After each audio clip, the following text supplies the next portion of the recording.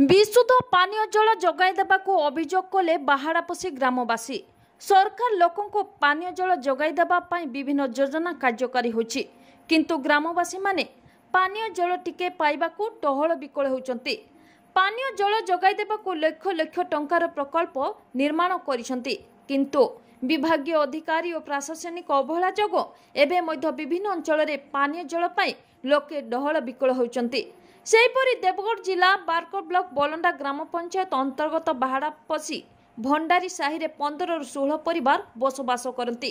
उक्त ग्राम में बहु वर्ष हेब 2टी नलकूप रही, किंतु एही जल पीवा मात्रे देह असुस्थ होछि। फल समस्या को नहीं पूर्व स्थानीय सरपंच को अभियोग कर आसुतिले मध्य कौनसी समाधान हो पार नथिबा अभियोग होछि। आम गाँव में 2टी नलकूप अच्छी 2टी नलकूप बहुत खराब पानी बाहर से खराब पानी खाईकिना आम 30-40 वर्ष है खराब पानी खाऊँ, किंतु से खराब पानी खाईकिना आमर देह खराब हो किडनी बहुत खराब भी अच्छी अलग किसी रोग बेमार भी सब बाहर। आम एत थर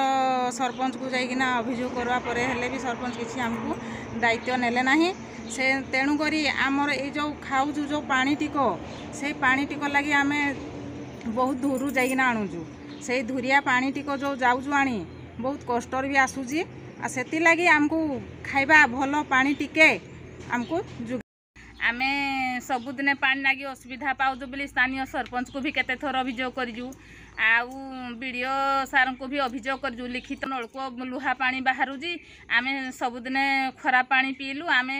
देह खराब भी आमर हो 3-4 दिन तलर कथा आमर जड़े लेडीज जड़े से नलकूप पानी पीवा द्वारा झाड़ा झाड़ा जोर है फल सी पुणी से कूह पानी पी जाइए से कूहरु पानी घिची पारे बोली देह खराब थिला बोली पुणी से पुणी जाइए पानी पीबार देह एवं टे भल अच्छी, किंतु आम सबुदिन लुहा पानी पी पी का आम देह सबुदिन खराब हो किसी सुविधा करा जाऊ अति शीघ्र।